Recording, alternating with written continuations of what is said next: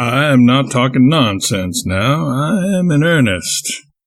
I want you to keep your troubles and your plans out of the reach of meddlers until the latter are consummated, so that in case you fail, no one will know it but yourself. Above all things, between you and me, never tell Ma any of your troubles. She never slept a wink the night your last letter came, and she looks distressed yet. Write only cheerful news to her. You know that she will not be satisfied so long as she thinks anything is going on that she is ignorant of, and she makes a little fuss about it when her suspicions are awakened. But that makes no difference. I know that it is better that she be kept in the dark concerning all things of an unpleasant nature. She upbraids me occasionally for giving her only the bright side of my affairs. But unfortunately for her, she has to put up with it, for I know that troubles that I curse a while and forget would disturb her slumbers for some time. Possibly because she is deprived of the soothing consolation of swearing.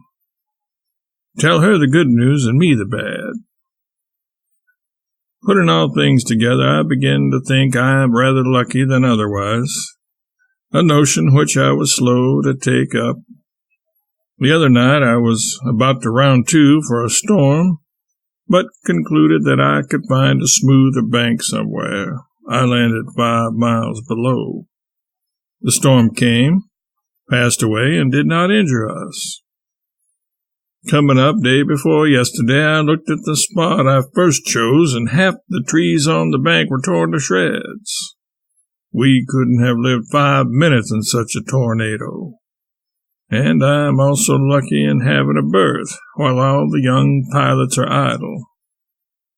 This is the luckiest circumstance that ever befell me, not on account of the wages, for that is a secondary consideration, but from the fact that the city of Memphis is the largest boat in the trade and the hardest to pilot.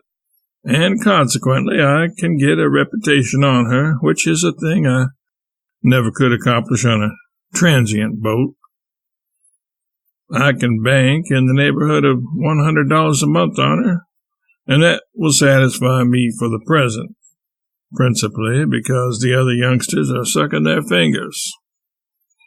Bless me, what a pleasure there is in revenge, and what vast respect prosperity commands. Why, 6 months ago, I could enter the rooms and receive only a customary fraternal greeting.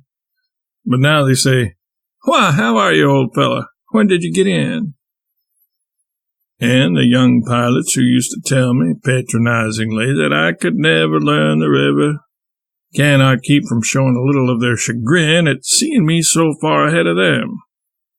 Permit me to blow my horn, for I derive a living pleasure from these things.